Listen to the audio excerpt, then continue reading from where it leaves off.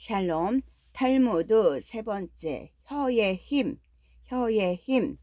한 나라의 왕이 불치병에 걸렸습니다.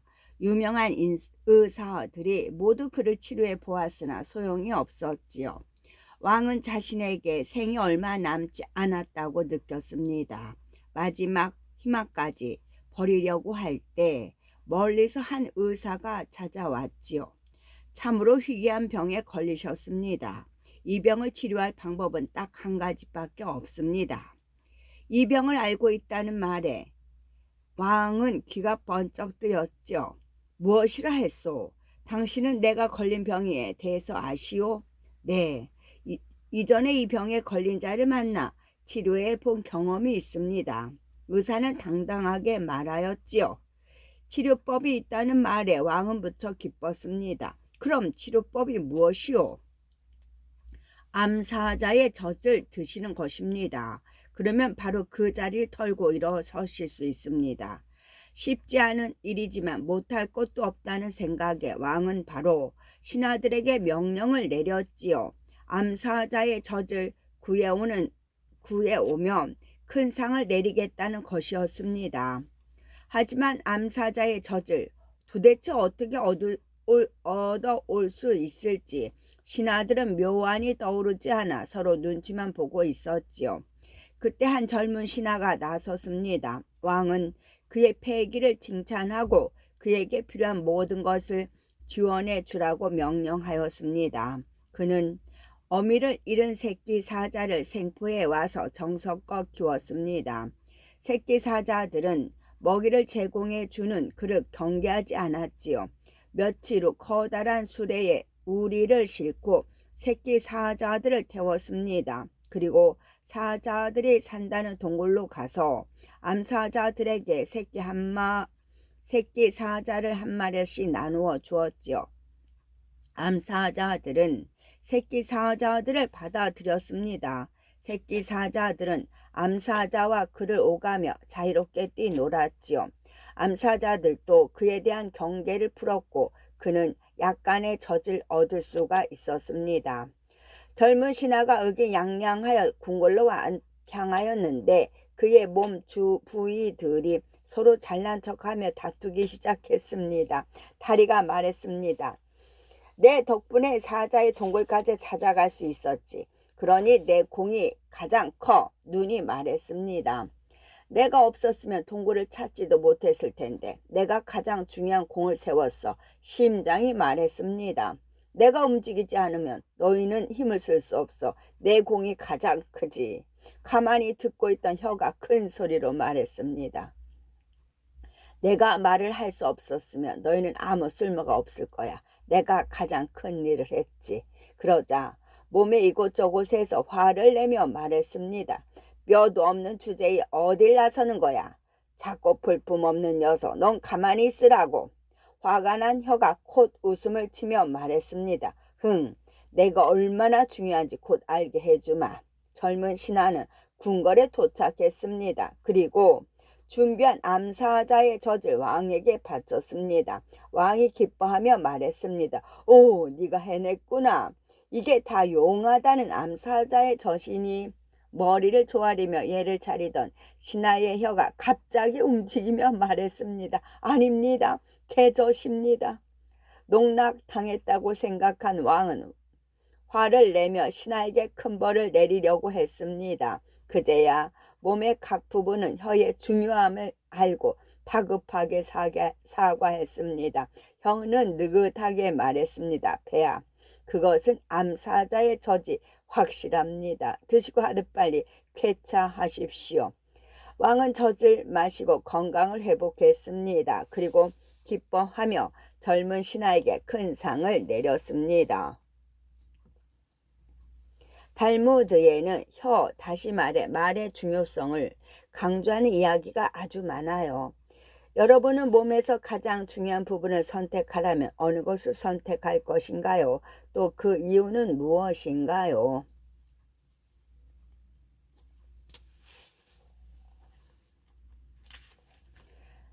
때늦은 초대. 두 명의 젊은 학자가 여행을 하고 나왔죠. 여행이 계속될수록 그들의 행색은 점점 초라해졌습니다. 하지만 눈빛은 번뜩이고 입을 여는 순간 높은 학식과 깊이 있는 철학이 쏟아져 나와 어느 마을에 가든 환대를 받았죠. 그들이 한 마을에 도착했을 때의 일입니다. 마침 날이 어두워서 급히 숙소를 찾아야 하였지요. 두 학자는 그 마을에서 가장 부유한 집을 찾아가 문을 두드렸습니다. 이 마을에 머무는 동안 신세를 질 수 있을까요? 부자는 학자들의 초라한 행색을 보고 딱 잘라 거절했습니다.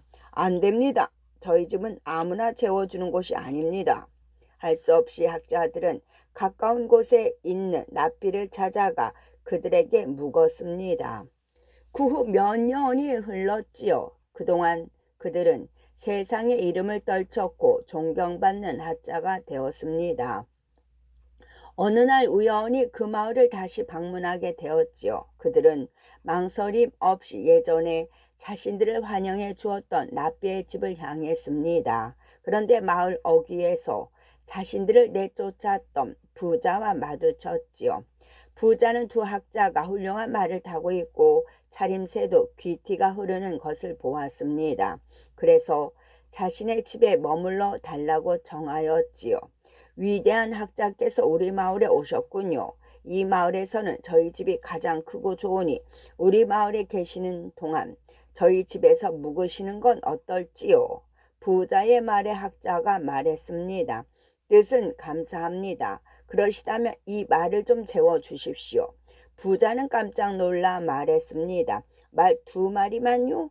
왜 학자님들은 오시지 않습니까? 그러자 학자가 말했습니다. 1년 전 우리는 당신의 집을 방문한 적이 있습니다. 그때는 저희의 행색이 초라해 보였는지 들여보내주지 않더군요. 그런데 지금은 좋은 말을 타고 왔다고 재워주겠다 하시니 말을 재워주시는 것이 사리에 맞지 않겠습니까? 부자는 할 말이 없어 멍하니 서 있었습니다. 그런 후 학자들은 지난번 자신들을 환대해준 납비의 집으로 향하였지요.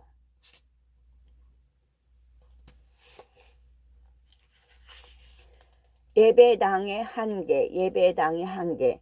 매일 예배당에 빠지지 않고 다니는 사람이 있었죠. 하지만 그는 예배당에 다녀와서는 온갖 나쁜 짓을 해서 사람들의 손가락질을 받았습니다.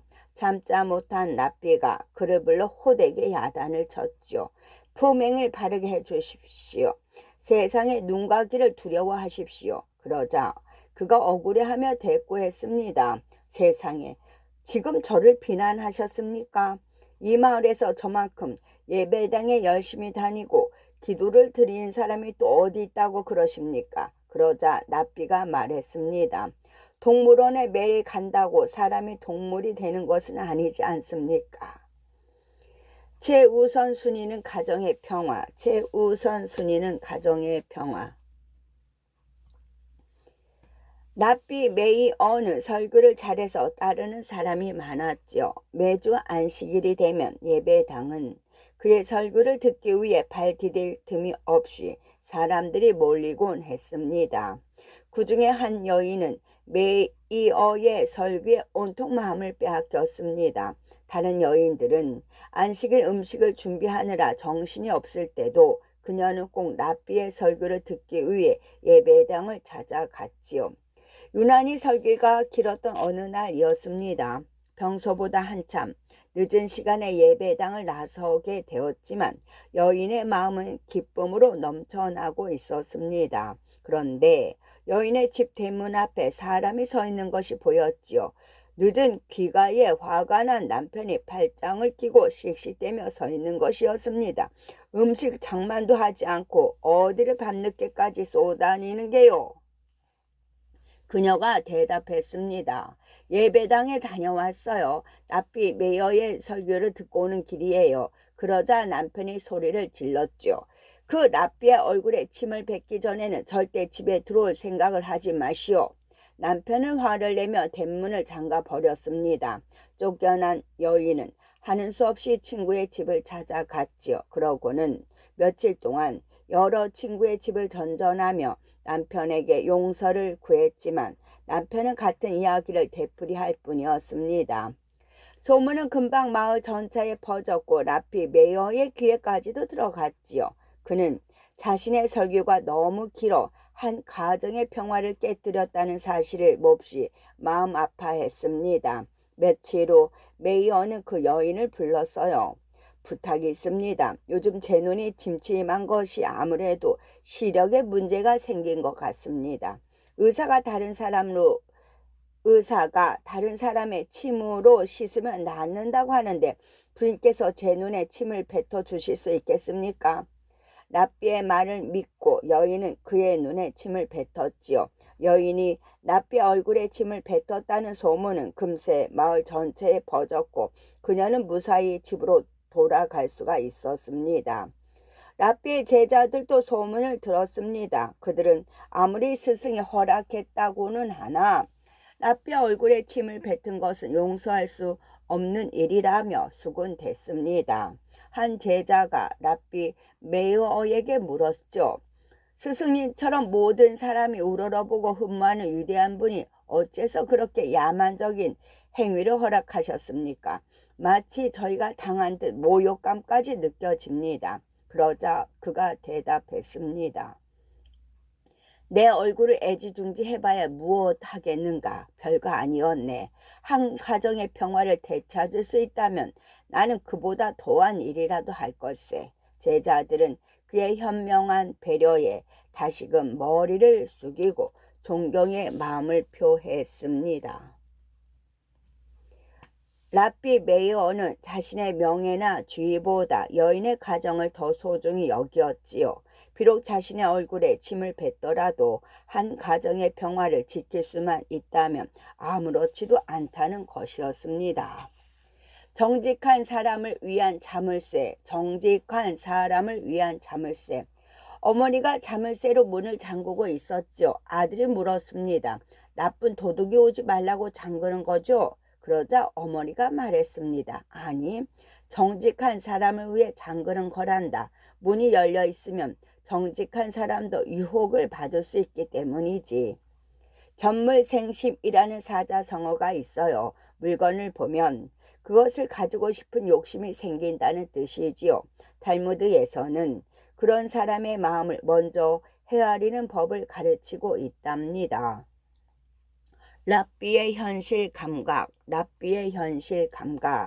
막대한 재산을 모은 노인이 임종을 눈앞에 두고 있었습니다. 그는 아들에게 부탁했지요.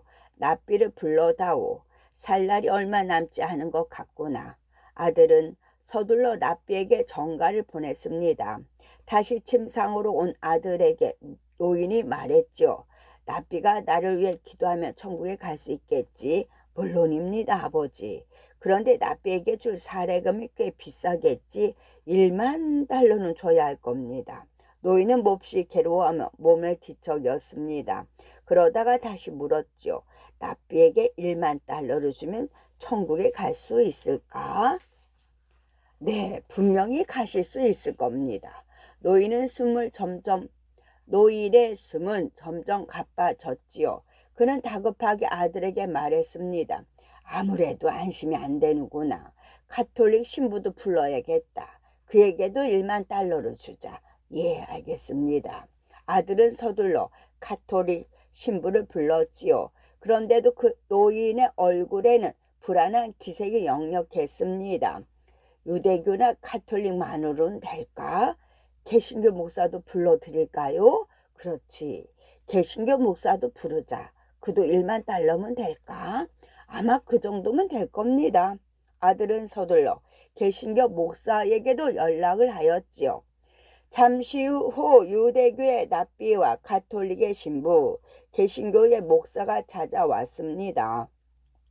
그들은 각각 병실에 들어와 정성껏 긴 기도를 올려주었지요. 노인은 그제야 평온한 미소를 지었습니다. 그리고 세계의 천국으로 가는 3가지 계단을 상상하며 눈을 감으려 했습니다. 그런데 마지막 순간에 눈이 번쩍 떠지고 말았습니다. 갑자기 아들에게 전 재산을 준 일이 떠올랐던 것입니다. 라삐님, 신부님, 목사님, 그는 마지막 힘을 쥐어짜며 말했습니다. 세 분께 드릴 3만 달러를 제외하고 전 재산을 아들에게 줘버렸습니다. 그런데 아무리 생각해도 천국에서도 돈이 필요하지 않을까 걱정이 됩니다. 혹시 제가 드린 1만 달러 중 2천 달러씩만 저를 위해 관 속에 넣어주시면 안 될까요? 세 사람은 입을 모아 말했습니다. 당신은 분명히 천국에 갈 것입니다. 그리고 2천 달러도 관 속에 넣어드리겠습니다. 노인은 그 소리를 들으면서 편안하게 눈을 감았죠. 장례식 날이 되었습니다. 맨 먼저 가톨릭 신부가 관 속에 현금 2천 달러를 넣었습니다. 다음으로 개신교 목사가 관 속에 현금 2천 달러를 넣었지요. 마지막으로 라삐가 관을 향해 걸어갔습니다. 라삐는 천천히 수표책을 꺼냈습니다. 그리고 6천 달러라고 적은 후 서명까지 마무리해서 관에 잘 넣었습니다. 그런 후 거스름 돈으로 관에 있는 현금 4천 달러를 꺼내어 갔답니다. 제3장 돈과 잘 지내는 지혜. 돈과 잘 지내는 지혜. 돈이 스스로 불어나는 원리. 돈이 스스로 불어나는 원리. 슈발츠는 성공한 사학가였습니다. 그는 호텔에서 친구 플랑켈과 점심을 먹고 있었죠. 식사를 하는 동안 슈발츠는 주머니에서 에메랄드 반지를 꺼내 친구에게 보여주었습니다. 무척 아름다운 반지이지? 지난번 베네수엘라 갔을 때 아내에게 줄 선물로 산 것이네. 마침 모레가 아내 생일이어서 이걸 줄 것에 얼마에 구입했나. 정말 아름답고 1만 2천 달러를 주고 샀다네. 프랑켈은 반지를 살피다가 무척 마음에 들었는지 말했습니다. 나도 마침 반지가 필요한데 1만 4천 달러에 내게 팔지 않겠나. 슈발츠는 자신이 산 가격보다 2천 달러나 더 줘주겠다는 말에 마음이 흔들렸습니다. 간단히 2천 달러를 벌 수 있다면 나쁘지 않은 흥정이다 싶어서 플랭켈에게 팔았지요. 그런데 사무실에 돌아와 생각해보니 아무래도 아내의 생일 선물로는 그 반지만한 것이 없다는 생각이 들었습니다. 그래서 슈발츠는 플랑켈에게 전화를 걸어 말했습니다. 이봐, 아무리 생각해도 생일 선물로 마땅한 것이 없어서 말이야. 내가 자네가 산 가격에 2천 달러를 더 얹어서 1만 6천 달러에 사겠네. 그 반지를 다시 내게 팔지 않겠나. 플랑켈은 잠시 생각에 잠겼습니다. 아무리 생각해도 단 3시간 만에 2천 달러를 버는 것은 멋진 흥정인 것 같았지요. 그럼 비서를 시켜서 가져다 주겠네. 그리하여 에메랄드 반지는 플랑켈에게 다시 슈발츠에게 돌아갔지요. 그때 마침 슈발츠의 친구인 골드버그가 사무실에 잠시 들렀습니다. 그는 두 사람이 오후 내내 반지를 주고받은 이야기를 재미있게 들었지요. 그리고 호기심이 생겼습니다. 도대체 어떻게 생긴 반지이기에 자네들이 그렇게 안달이 났나? 슈발츠는 골드버그에게 반지를 보여주었습니다. 바로 이 반지라네. 오, 정말 아름다운 반지고 나에게 팔지 않겠나. 1만 9천 달러를 주면 넘기겠네. 골드버그는 흔쾌히 승낙했고 슈발츠는 반지를 넘겼습니다. 그런데 잠시 뒤 플랑켈에게 전화가 걸려왔습니다. 아무래도 그 반지가 꼭 갖고 싶은데 2천 달러를 더 줄 테니 되팔지 않겠나? 아, 실은 조금 전에 다른 친구가 졸라서 좋은 값에 팔았다네. 그러자 플랑켈은 화를 내며 말했습니다. 찬한 바보로군. 둘이서 오후 동안 서로 사고 팔면서 수천 달러를 벌었는데 그걸 팔아버리다니. 이걸 매일 계속하면 우리는 이내 100만 장자가 될 수 있었을 텐데 말이야. 플랑켈의 말은 두 사람이 계속 더 비싼 가격으로 서로에게서 반지를 사주면 100만 장자가 될 수 있다는 거예요. 과연 정말 그렇게 될까요? 재산이 많은 사람과 지혜가 많은 사람. 재산이 많은 사람과 지혜가 많은 사람. 어느 날 부자와 현인 중 누가 더 유명할지 제자들 사이에서 토론이 벌어졌습니다. 제자들은 스승인 납비에게 가서 답을 구했지요. 스승님, 부자와 현인 중에서 누가 더 위대합니까? 납비는 망설임 없이 대답하였지요. 당연히 현인이 더 위대하다. 그러자 제자 중 가장 나이가 많은 이가 물었습니다. 납비님, 그런데 부자의 집에는 학자나 현인이 수시로 오가지만 현인의 집에는 부자가 찾아가 시중들지 않습니다. 그렇다면 부자가 현인보다 더 높은 것이 아닙니까? 그러자 납비가 다시 대답했지요. 지혜로운 현인은 돈이 필요하다는 것을 잘 알지만 지혜롭지 못한 부자는 현인에게 지혜를 배워야 하는 것을 알지 못해서 그러하단다.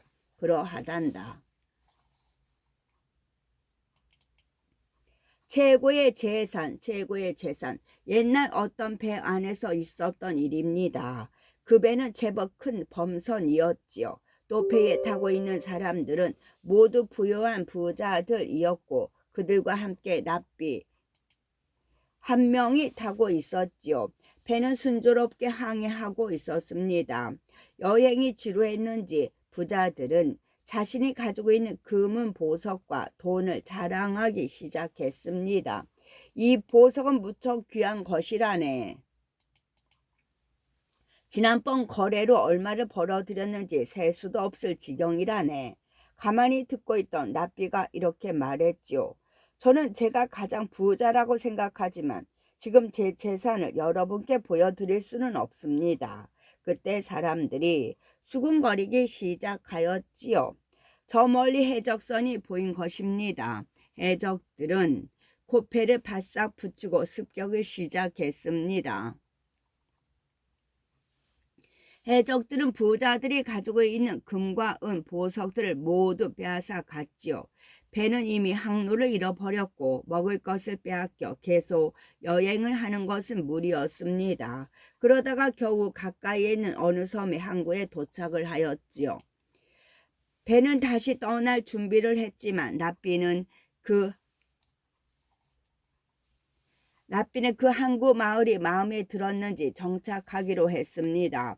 그는 학생들을 모아서 가르쳤고 납비의 지혜와 학식은 그 마을 사람들의 존경을 받았습니다. 몇 년이 지난 후 납비는 함께 배를 타고 여행하던 부자들을 우연히 만나게 되었지요. 금은 보화를 빼앗기고 빈털터리가 되었던 그들은 모두 가난방위가 되어 있었습니다. 그들은 납비를 보며 이렇게 말했죠. 당신 말이 맞았습니다. 지혜를 가지고 있는 사람이야말로 빼앗기지 않는 최고의 재산을 가진 사람들이요. 지혜는 누구에게도 빼앗기지 않습니다. 그래서 이때부터 교육이 가장 중요하다는 말이 생겨났답니다. 돈이나 재물은 언제 없어질지 모르는 것이에요. 그래서 유대인들은 돈보다 돈을 벌 수 있는 지혜와 그것을 가르치는 교육을 더 소중히 여겼답니다.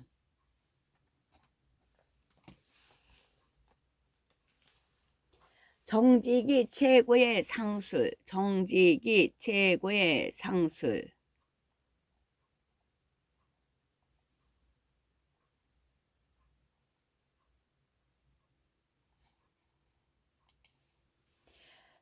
벌꿀을 파는 상인이 있었습니다. 농장에서 구해온 벌꿀을 도심의 상점에서 판매하는 일종의 중개상이었지요.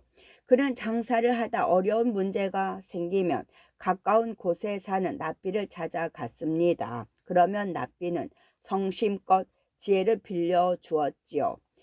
그런데 몇 달 동안 상인이 보이지 않았습니다. 랍비가 상인의 소식을 무척 궁금해하던 차에 드디어 상인이 그를 찾아왔습니다. 오래 보이지 않아서 걱정했습니다. 무슨 일이 있으셨는지요? 상인이 대답했습니다. 요즘 벌꿀이 잘 팔리지 않아 생계가 어렵습니다. 얼마 전 가격을 그대로 두고 벌꿀의 질을 떨어뜨려서 한 통에 6코팩의 이익을 남기니 겨우 입에 풀칠을 할 정도가 되었습니다. 하지만 어쩐지 부끄러워 이쪽으로 발길이 떨어지지 않았습니다. 그러자 납비가 말했습니다. 형편이 오죽 어려우면 그런 방법을 쓰셨겠습니까? 살기 위해 어쩔 수 없이 그리하셨겠지요. 저에게 한 가지 해결책이 있으니 먼저 저와 약속을 해 주시겠습니까? 예, 나피님 말씀대로 하겠습니다. 지금 한 통에 6코팩을 남기고 있는 그 이익을 7코팩이 되도록 해 보십시오. 상인 그렇게 하겠다고 약속하고 집으로 돌아갔습니다. 다음 만남에서 나피가 물었습니다. 어찌하셨습니까? 조금 더 값싼 벌꿀을 찾아냈습니다. 벌꿀의 품질은 조금 떨어지지만 그거 가격은 예전대로 판매하니 이익이 7코팩이 됩니다. 그러자 납비가 말했습니다. 이번에는 한 통당 8코백의 이익을 남기십시오. 그렇게 남기는 것은 불가능합니다. 원가가 그렇게 싼 벌꿀은 세상에 존재하지 않습니다. 그래도 벌꿀의 이익을 8코백이 되도록 해보십시오. 상인은 고개를 껴거리면서 집으로 돌아갔습니다. 몇 주일이 지나자 상인은 웃음꽃이 피어서 납비를 찾아왔습니다. 당신은 정말 현명하십니다. 상인은 그동안 있었던 일을 말해 주었습니다. 칼코팩을 남기기 위해서 벌꿀의 질을 떨어뜨리는 것은 불가능했기에 이번에는 제 상품의 벌꿀을 구해서 8코팩을 붙여서 팔았습니다. 비싼 값을 지불한 손님은 처음에는 투덜거렸지만 좋은 꿀을 한번 맛보자 다시 그의 벌꿀을 찾게 되었다고 합니다. 몇 달 후에는 제 상품의 벌꿀만 취급하게 되었고 그는 큰 성공을 거두게 되었지요. 납비님의 조언대로 하니 모든 일이 술술 풀렸습니다. 정말 현명하십니다. 납비는 웃으며 말했습니다. 뭘 특별한 지혜는 아니었습니다. 언제나 정직이 최고의 상술이라는 것을 알고 있었을 뿐입니다. 납비와 상인의 우정은 그 후에도 오래 이어졌습니다. 품질이 좋지 않은 물건을 값싸게 판다고 해서 장사가 잘 되는 것만은 아닙니다. 여러분도 장사꾼이라면 어떤 방법으로 물건을 팔 것인지 생각해 보십시오. 도둑 맞은 돈 가방 찾는 법. 도둑 맞은 돈 가방 찾는 법.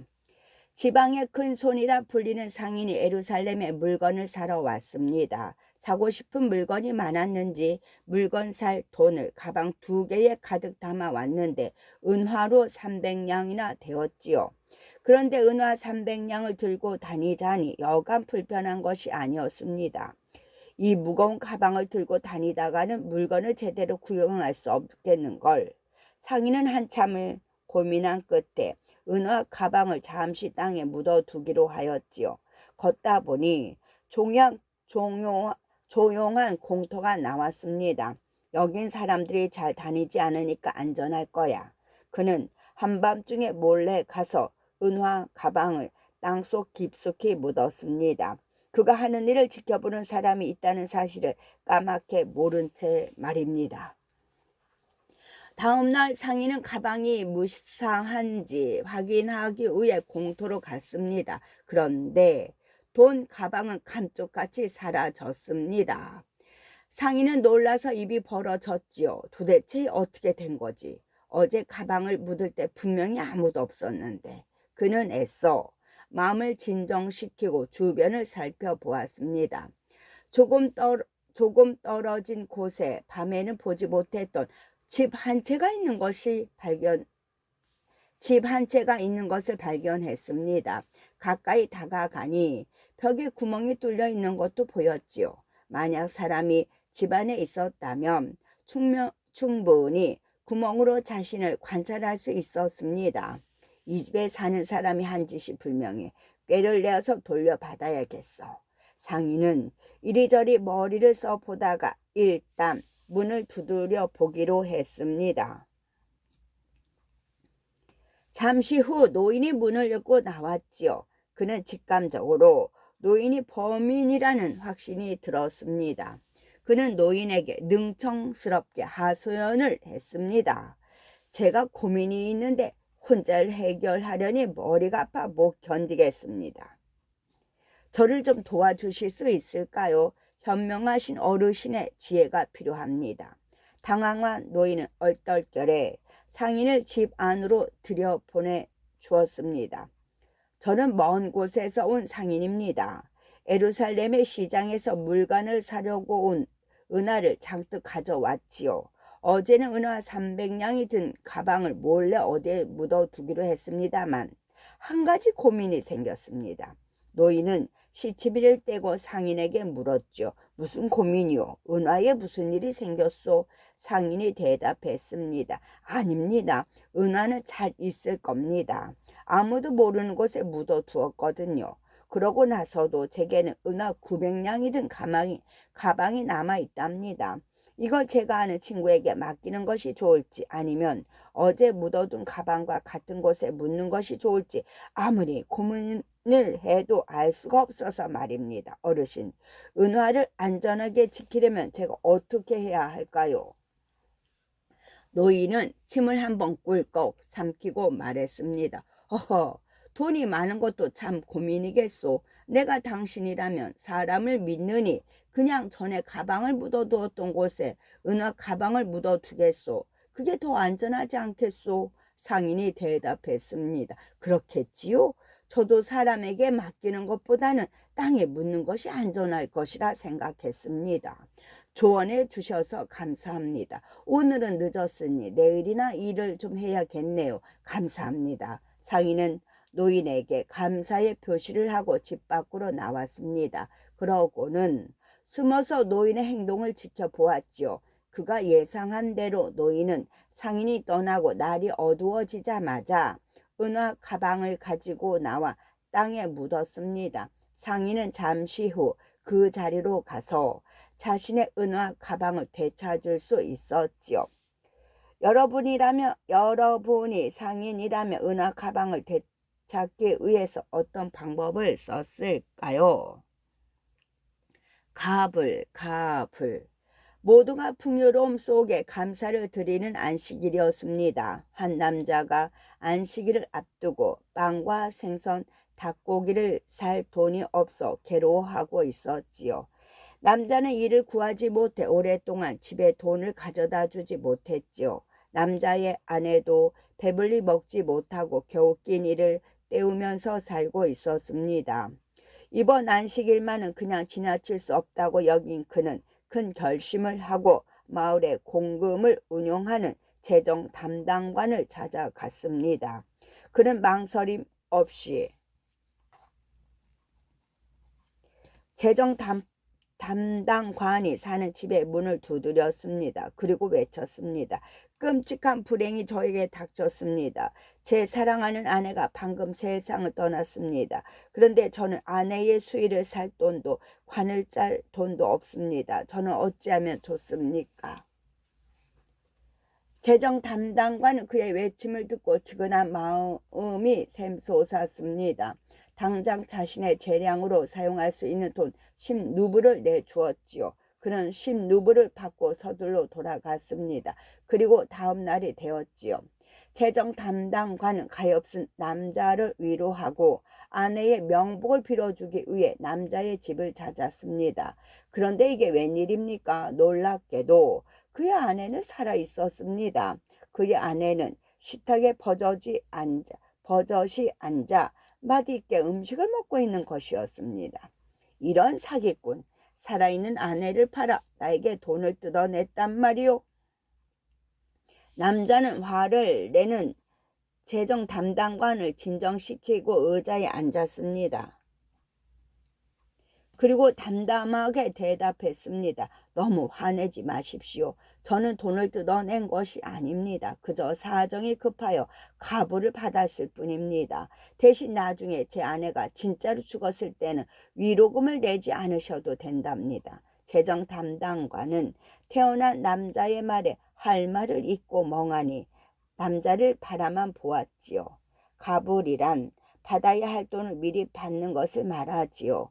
살아있는 아내가 죽을 때 받을 위로금을 값을 받는 것이 과연 말이 되는 것일까요? 끝.